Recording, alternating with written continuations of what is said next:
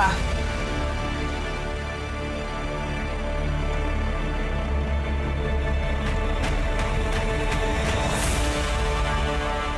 Sino ka at anong ginagawa mo sa bahay namin? Tatawag ako ng polis. Hindi mo na kailangan gawin yan. Gusto ko lang naman bisitahin si Daddy.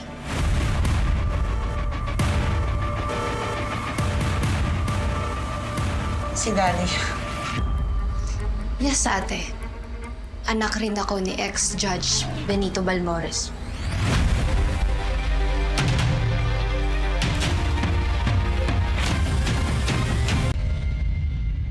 Abra, nag-usap na kami ni Nina. Gusto na namin magbagong buhay. Titigil na kami sa ginagawa namin.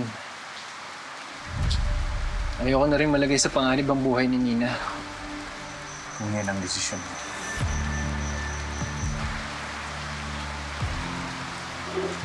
Masaya ako para sa inyo, Nina.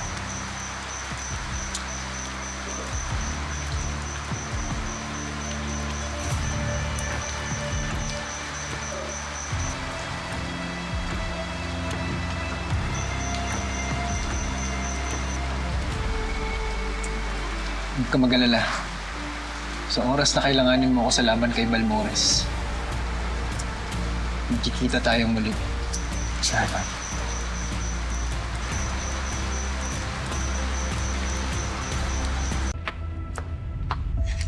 Ano ba talaga ang ginagawa mo dito? Bakit mo binubulabog buhay namin?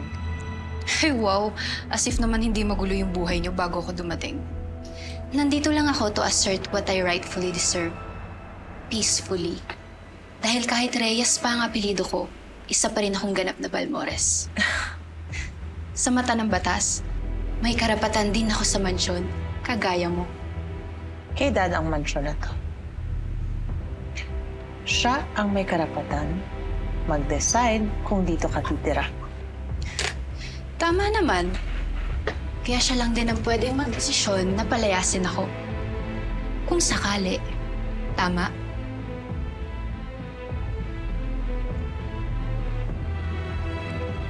Hindi ka naman siguro tututol, no? Mrs. Mercy Balmores Aguirre. Advocate for women empowerment.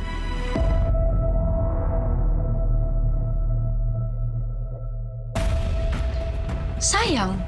Kala ko pa naman may matatawag na akong ate. Yun pala, hindi ka rin marunong kumilala. Gaya ng tatay mo.